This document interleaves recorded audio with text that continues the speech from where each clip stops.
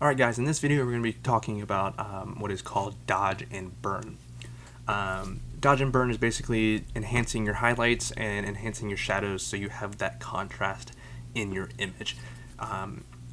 For what we're going to be doing it more on the face and the body just to help show definition in the face and along like the collarbones and so on and so forth.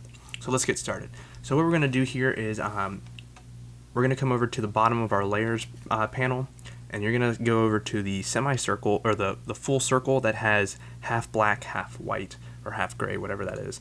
And we're going to go here and we're going to go to the curves adjustment. So go ahead and click that. It'll pull up in your properties how you can change it.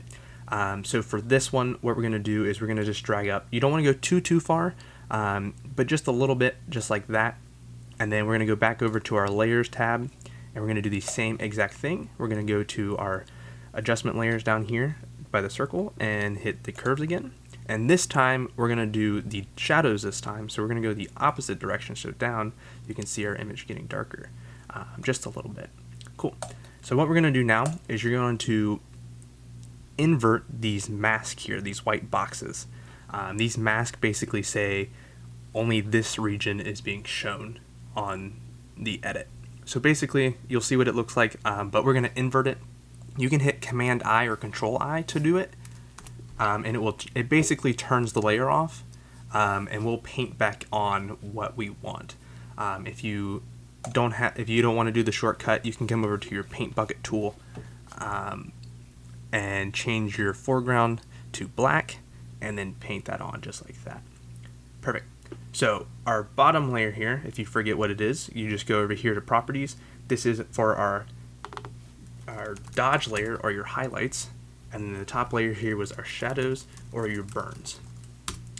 Perfect. So what we're going to do is you're going to select, make sure you have it selected, the black box. You want your foreground layer to be white. You can hit these to toggle, or you can hit X like that. But now we're going to go up to our brush tool. For my settings, typically on dodge and burn, I go up opacity 100% and my flow to 10. So what we're going to do now is make sure you have your black box selected. So we're going to start off with our dodge or our highlights. You're going to go ahead and come into the area that you want to start working on. You're going to come in here. Brush size will vary depending on what region you're in, but you want your hardness to be at 0 so you have a giant feather on it.